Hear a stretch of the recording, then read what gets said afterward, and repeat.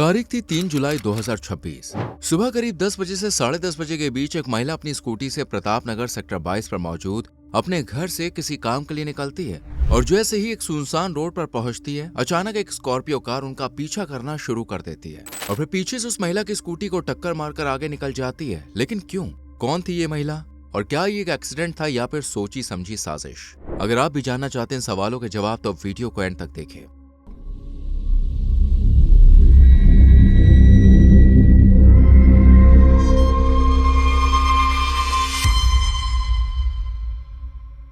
इस case file की शुरुआत होती है जयपुर के प्रतापनगर सेक्टर 22 इलाके से, जहां आयुषी नाम की एक लड़की अपने परिवार के साथ रहा करती थी। आयुषी की उम्र करीब 24 साल के आसपास थी और वो अपने पेरेंट्स की लाडली बेटी थी। आयुषी के पिता का नाम विजय शंकर शर्मा था, जो राजस्थान हाईकोर्ट में कोर्ट मास्टर थे और एक बेहद शांत, जिम्मेदार और मिलनसार बिहेवियर के इंसान थे। उनका पूरे इलाके में ना किसी से कोई लड़ाई झगड़ा था और ना ही कोई विवाद, बल्कि इलाके के लोग विजय शर्मा की काफी इज्जत किया करते थे और उनकी नजरों में विजय की फैमिली एक खुशहाल फैमिली थी। घर की पूरी जिम्मेदारी विजय की पत्नी और आयुषी की मां नीरज शर्मा संभालती थी। नीरज की उम्र करीब 45 साल के आसपास थी। वो एक सीधी सादी हाउसवाइफ थी जो हर टाइम अपने घर और बच्चों की देखभाल में लगी रहती थी। इस परिवार में आयुषी का एक छोटा भाई भी था जो अक्सर बीमार रहता था। इस वजह से पेरेंट्स हमेशा उसका खास ख्याल रखते थे और उससे बहुत प्यार करते थे। वहीं आयुषी भी अपने छोटे भाई की हर जरूरत का ध्यान रखती थी। वो पढ़ाई लिखाई में बेहद होनहार थी और फिलहाल कॉलेज में LLB की पढ़ाई कर रही थी। पेरेंट्स को अपनी इस पढ़ी लिखी बेटी पर बहुत गर्व था। वो सबको बड़े गर्व से बताते थे कि उनकी बेटी एक दिन बड़ी वकील बनेगी और उनका नाम रोशन करेगी। इस खुशहाल परिवार में सब कुछ बहुत अच्छा चल रहा था, लेकिन साल 2024 में इस परिवार को एक बड़ा झटका लगा।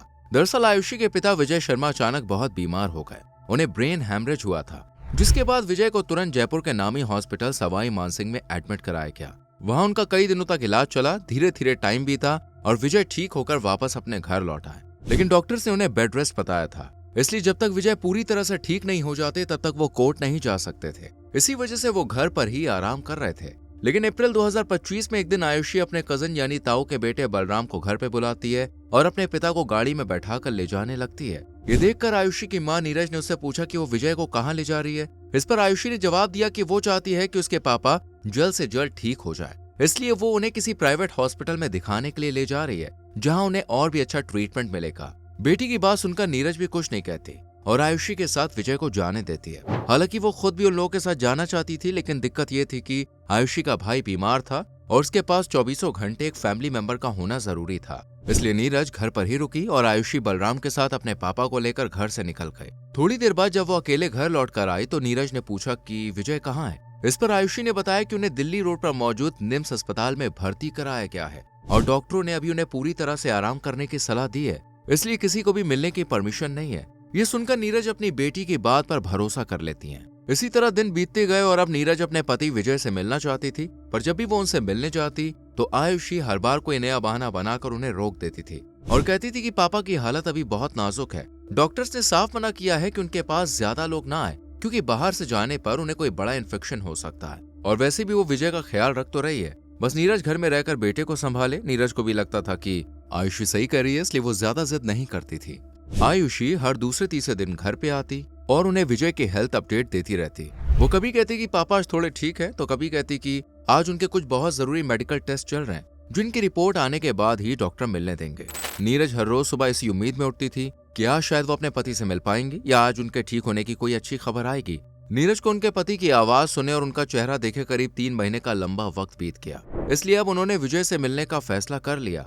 पर आयुषी ने उन्हें बताया कि विजय की हालत बहुत ज्यादा बिगड़ गई थी, इसलिए उन्हें निविक हॉस्पिटल में शिफ्ट किया गया है, जहां वो ICU में एडमिट है। ये सुनते ही नीरज परेशान हो गई। उन्होंने तुरंत ही अपने भाई राकेश को फोन किया और उनसे कहा कि अभी अभी आयुषी ने बताया है कि विजय निविक हॉस्पिटल के ICU में एडमिट है, तुम फौरन मेरे साथ वहां चलो। अपनी बहन को यूं परेशान देखकर राकेश ने भी साथ चलने के लिए हामी भर ली और आयुषी के छोटे भाई को एक रिलेटिव के घर पर छोड़कर ये दोनों निविक हॉस्पिटल पहुंच गए, जहां उन्होंने डॉक्टर से बात की। डॉक्टर्स ने नीरज शर्मा और राकेश को विजय की हालत के बारे में जो बताया उसे सुनकर दोनों के पैरों तले जमीन खिसक गई। दरअसल डॉक्टर्स ने कहा कि विजय की हालत बहुत ही ज्यादा नाजुक है और उनके शरीर का करीब 90% हिस्सा अंदरूनी तौर पर बुरी तरह से डैमेज यानी कि खत्म हो चुका है। साथ ही दोनों लंग्स में पानी भर गया है। ये सुनते ही नीरज शॉक्ड रह गई और उन्हें समझ में नहीं आ रहा था कि ये सब कैसे हो गया, क्योंकि विजय जब घर से निकले थे तो उनके सभी ऑर्गन्स बिल्कुल ठीक थे। तो 3 महीने के अंदर ही अचानक शरीर का 90% हिस्सा कैसे खराब हो गया,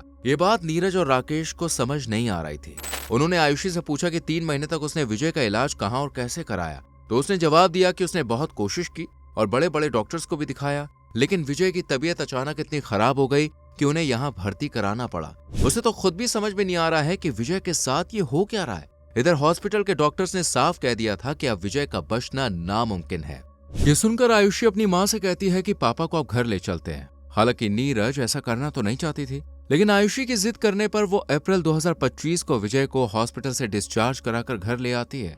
घर लाने के बाद कुछ घंटे ही बीतते हैं कि विजय की सांसें हमेशा के लिए थम जाती हैं और पूरे परिवार में कोहराम मच जाता है। नीरज का रो रो कर बुरा हाल हो जाता है और वो पूरी तरह से टूट जाती है और विजय की बॉडी को देखकर चीखने चिल्लाने लगती है।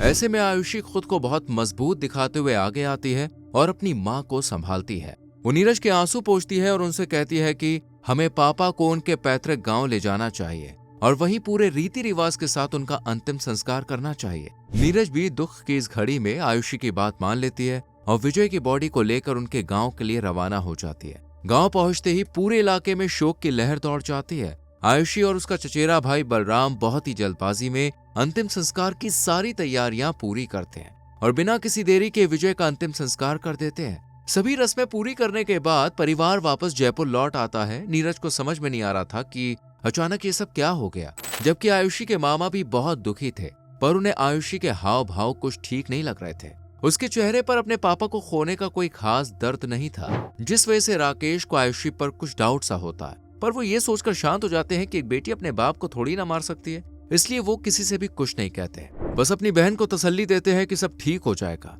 अभी विजय को गुजरे 1 हफ्ता भी नहीं बीता था कि एक दिन आयुषी अपनी माँ और मामा से कहती है कि अब पापा तो रहे नहीं, इसलिए राजस्थान हाईकोर्ट में जो उनकी नौकरी थी वो अनुकंपा के तहत उसका फॉर्म भरने जा रही है ताकि वो जॉब आयुषी को मिल जाए। आयुषी का मानना था कि वो LLB की पढ़ाई कर रही है, इसलिए कोर्ट की नौकरी उसी को मिलनी चाहिए। इस पर आयुषी की माँ भी राजी हो जाती है और उसे फॉर्म भरने की परमिशन दे देती है, लेकिन राकेश अपनी बहन को समझाते हैं कि ये नौकरी आयुषी को नहीं बल्कि नीरज को करनी चाहिए, क्योंकि आयुषी तो पढ़ लिख कर एक दिन वकील बन ही जाएगी। पर नीरज के पास कमाई का कोई जरिया नहीं है, जबकि उनके साथ एक बीमार बच्चा है जिसका खर्चा उठाने के लिए पैसों की जरूरत पड़ेगी। अपने भाई की बात सुनकर नीरज अब अपना फॉर्म भर देती है। दरअसल कानून के मुताबिक पति की दुनिया से गुजरने के बाद अनुकंपा नौकरी का पहला हक पत्नी का होता है, अगर वो इस नौकरी के लायक है तो। अब क्योंकि नीरज पढ़ी लिखी थी और काफी समझदार भी थी, तो उन्हें आसानी से अपने पति विजय की नौकरी मिल गई। जब आयुषी को इस बारे में पता चला कि नौकरी उसके हाथ से निकल चुकी है तो उसका गुस्सा 7वें आसमान पर पहुंच गया। वो नीरज से खूब लड़ी कि उन्होंने अपनी ही बेटी का हक छीन लिया। हालांकि नीरज ने उसे समझाया कि उसकी पूरी जिंदगी पढ़ी है, वो उसे पढ़ाने लिखाने में कोई कमी नहीं छोड़ेगी। वो जहां और जैसे पढ़ना चाहेगी, नीरज हर बात में उसे सपोर्ट करेगी। वो अपनी काबिलियत के दम पर सरकारी नौकरी पा सकती है, लेकिन आयुषी का गुस्सा शांत नहीं हो रहा था। उसे नीरज से कहा कि नौकरी तो उन्होंने छीन ली, पर अब जयपुर में जो 2 मकान और आगरा हाईवे एक्सप्रेसवे के पास जो 5 बीघा जमीन है वो उसे आयुषी के नाम करते हैं। ये सुनकर नीरज शॉक्ड रह गई। उन्हें समझ में नहीं आ रहा था कि आयुषी को क्या हो गया है। नीरज ने उसे समझाया कि वो इस जमीन का एक बड़ा हिस्सा वो अपने बीमार बेटे के फ्यूचर के लिए रखना चाहती है ताकि उसका इलाज और गुजारा हो सके, लेकिन आयुषी चाहती थी कि पूरी प्रॉपर्टी अकेले उसे मिल जाए। नौकरी न मिलने और प्रॉपर्टी में भाई को हिस्सा दिए जाने के बाद से वो अपनी माँ से बुरी तरह से चिढ़ गई। घर का माहौल पूरी तरह से बदल गया। आयुषी जो कभी लाडली बेटी हुआ करती थी, अब वो माँ से सीधे मुंह बात तक नहीं करती थी। घर में हर छोटी बड़ी बात पर दोनों के बीच तीखी बहस और झगड़े होने लग गए और एक दिन आयुषी ने फैसला कर लिया कि वो अब उनके साथ नहीं रहेगी। उसने नीरज से कहा कि वो अब इस घर में उनके साथ एक भी दिन नहीं रह सकते, इसलिए वो जयपुर में ही मौजूद दूसरे घर में जा रही है जहाँ विजय की फैमिली पहले रहा करती थी, और उसी घर के बराबर में आयुषी के ताऊ रहते थे जिनके बेटे बलराम के साथ उसकी बहुत अच्छी जमती थी। जब आयुषी ने अपनी माँ नीरज से घर छोड़कर जाने की बात कही तो उन्होंने सोचा कि वो अभी गुस्से में है और जैसे ही गुस्सा शांत हो जाएगा वो वापस आ जाएगी, इसलिए नीरज ने भी उसे रोका नहीं। वो पुराने घर में रहने के लिए चली गई, जबकि नीरज ने अपनी नौकरी पर जाना शुरू कर दिया और यही बात आयुषी से बर्दाश्त नहीं हो रही थी। उसके दिमाग में एक ही बात घूम रही थी, पैसा, नौकरी और जायदाद। इसलिए उसने अपनी ही माँ को रास्ते से हटाने का फैसला कर लिया ताकि सारी प्रॉपर्टी और पिता की नौकरी उसे मिल जाए। जिसके बाद आयुषी ने अपने ताऊ मोहन स्वरूप और चचेरे भाई बलराम के सामने एक बहुत बड़ा ऑफर रखा। उसने उनसे कहा कि अगर वो उसकी माँ को रास्ते से हटाने में उसकी मदद करेंगे तो भरतपुर और जयपुर हाईवे पर जो 14 करोड़ रुपए की प्रॉपर्टी है उसमें से एक बड़ा हिस्सा वो उनके नाम कर देगी। इस करोड़ों की जमीन के लालच में आकर मोहन स्वरूप और बलराम भी इस खौफनाक साजिश में शामिल हो गए। रिपोर्ट्स के मुताबिक शुरुआत में उन्होंने सीधे हमला करने के बजाय नीरज को मानसिक रूप से परेशान करने और घर से बाहर निकालने की कोशिश की। इसके लिए उन्होंने घर के आसपास तांत्रिक टोटके और नींबू मिर्ची फेंकने जैसी हरकतें की ताकि नीरज डर कर घर छोड़ दे। लेकिन जब इससे बात नहीं बनी तो उन्होंने जान लेने का पक्का मन बना लिया। आयुषी चाहती थी कि उसकी मां की डेथ एक हादसा लगे ताकि कोई भी उस पर डाउट ना कर पाए।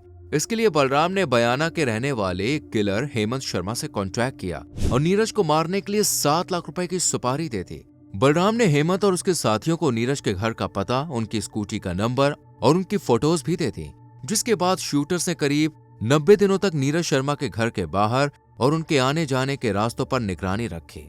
वो ये पता लगा रहे थे कि नीरज कब घर से निकलती है, कहाँ जाती है और किस रास्ते का इस्तेमाल करती है। पुलिस जांच के मुताबिक शूटर्स ने जून 2026 में भी 2 बार नीरज की स्कूटी को टक्कर मारने की कोशिश की थी, लेकिन उन दिनों प्रतापनगर की मेन सड़कों पर भारी ट्रैफिक होने और नीरज के साथ किसी और रिश्तेदार के होने की वजह से शूटर वारदात को अंजाम नहीं दे पाए। पर 3 जुलाई को उन्हें वो मौका मिला। दरअसल 3 जुलाई 2026 की सुबह करीब 10 बजे से 10:30 बजे के बीच नीरज अपनी स्कूटी से प्रतापनगर सेक्टर 22 पर मौजूद अपने घर से किसी काम के लिए निकली थी। किलर हेमंत शर्मा और उसके साथी एक सफेद रंग की स्कॉर्पियो गाड़ी में सवार थे, जिसे उन्होंने 35,000 रुपए में किराए पर लिया था। जैसे ही नीरज प्रतापनगर की एक सुनसान सड़क पर पहुंची, पीछे से घात लगाए बैठी स्कॉर्पियो ने उनका पीछा करना शुरू कर दिया। पुलिस की फॉरेंसिक और एक्सीडेंटल रिपोर्ट के मुताबिक स्कॉर्पियो की रफ्तार 120 से 130 किलोमीटर प्रति घंटे के बीच थी। हेमंत ने बिना ब्रेक लगाए स्कूटी को पीछे से सीधी और जोरदार टक्कर मारी। ये टक्कर इतनी जबरदस्त थी कि नीरज स्कूटी समेत करीब 15 फीट ऊपर हवा में उछली और सड़क के डिवाइडर से जा टकराई, जिस वजह से उनके सिर और रीढ़ की हड्डी पे चोटें आई और ज्यादा इंजर्ड होने की वजह से उनकी मौके पे ही जान चली गई। वारदात के तुरंत बाद आरोपी स्कॉर्पियो की रफ्तार बढ़ाकर टोंक रोड की तरफ भाग निकले और उन्होंने गाड़ी को एक सुनसान सड़क पर छोड़ दिया। इधर सड़क से गुजरने वाले राहगीरों की नजर जब नीरज पर पड़ी तो उनमें से ही किसी ने पुलिस को फोन किया और एक्सीडेंट की खबर दे दी, जिसके बाद पुलिस ने मौके पर पहुंचकर नीरज की पहचान की और उनके भाई राकेश शर्मा को बताया कि उनकी बहन का एक्सीडेंट हो गया है। ये सुनते ही राकेश के होश उड़ गए। वो तुरंत ही उस जगह पे पहुंचे और नीरज को देखने के बाद फूट फूट के रोने लगे। अब क्योंकि ये एक एक्सीडेंट का केस था, इसलिए पुलिस ने नीरज की बॉडी को पोस्टमार्टम के लिए भेज दिया और रिपोर्ट्स आने के बाद उनका अंतिम संस्कार कर दिया गया। लेकिन इस दौरान राकेश शर्मा ने देखा कि जैसे 1 साल पहले आयुषी के चेहरे पर पिता को खोने का कोई गम नहीं था, वैसे अब मां को भी खोने का कोई दुख नहीं था, जिस वजह से राकेश को उस पर डाउट होने लगा और उन्होंने पुलिस स्टेशन में जाकर पुलिस से फौरन इस एक्सीडेंट की जांच करने को कहा। अब क्योंकि राकेश खुद भी राजस्थान हाईकोर्ट में काम करते हैं, तो पुलिस ने उनकी बात सुनी और जब एक्सीडेंट की लोकेशन के पास लगे सीसीटीवी कैमरों को खंगाला तो उसमें साफ दिखा कि एक स्कॉर्पियो पहले से ही घात लगाकर यहाँ पर खड़ी है, जबकि दूसरी तरफ मोटरसाइकिल पर एक लड़का लगातार रेकी कर रहा था। जैसे ही नीरज यहाँ पर आई, इन लोगों ने उनका पीछा करना शुरू कर दिया और स्कॉर्पियो ने टक्कर मारकर आगे निकल गई। पुलिस ने जब इस गाड़ी का पता लगाया तो वो उन्हें एक जगह खड़ी मिल गई, जिसके बाद उसकी नंबर प्लेट से पुलिस उसके मालिक तक पहुंची और उसने पुलिस को बताया कि ये गाड़ी आयुषी के ताऊ ने उससे 35,000 रुपए में किराए पर ली थी। ये जानने के बाद पुलिस ताऊ तक पहुंची और उसके जरिए बाकी 4 शूटर्स आयुषी और बलराम का नाम सामने आया। राकेश को जैसे ही पता चला कि नीरज को मारने में आयुषी का हाथ है तो उनका शक यकीन में बदल गया। उन्हें लगने लगा कि आयुषी ने शायद अपने पिता की भी जान ली थी। जब राकेश ने अपनी तरफ से जांच पड़ताल करना शुरू किया तो उन्हें पता चला कि विजय को वो दवाइयां दी ही नहीं गई थी जिनकी उन्हें जरूरत थी। ये जानने के बाद राकेश ने फौरन पुलिस से इस बारे में बात की और कहा कि उन्हें लगता है कि आयुषी ने ही बलराम के साथ मिलकर अपने पापा को भी मारा है। एक बार उसने गुस्से में अपनी मां नीरज से कहा था कि जब पापा की खाने की पाइप निकालकर उन्हें मार दिया तो तुम क्या हो, तुम्हें भी 2 दिन में खत्म कर दूंगी। राकेश का कहना था कि इस दिन के बाद नीरज शर्मा आयुषी से काफी डरने लगी थी। आपको बता दें, फिलहाल आयुषी जेल में है और उसने पुलिस के सामने अपनी मां को मारने की साजिश रचने की बात तो कबूल कर ली है, लेकिन पिता विजय शर्मा की डेथ को लेकर अभी तक अपना जुर्म नहीं माना है। मामा राकेश शर्मा के आरोपों के बाद जयपुर पुलिस आयुषी से हिरासत में इस बात को लेकर कड़ाई से पूछताछ कर रही है कि क्या उसने वाकई में अपने पिता की फीडिंग पाइप निकालकर उनकी जान ली थी।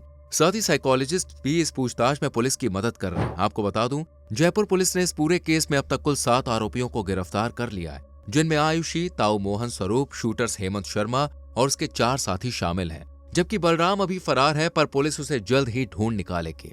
देखिए, केस हमें दिखाता है कि आजकल इंसान का लालच इस कदर उस पर हावी हो गया है कि वो अपने करीबी रिश्तों को भी मारने से पहले एक बार नहीं सोच रहा। एक बेटी जिसे माँ ने पालकर इतना बड़ा किया और उसे अपने पैरों पर खड़े होने के काबिल बनाया, आज वही उन्हें मारने के जुर्म में जेल की सलाखों के पीछे पहुंच चुकी है। और वजह सिर्फ नौकरी, पैसा और जायदाद।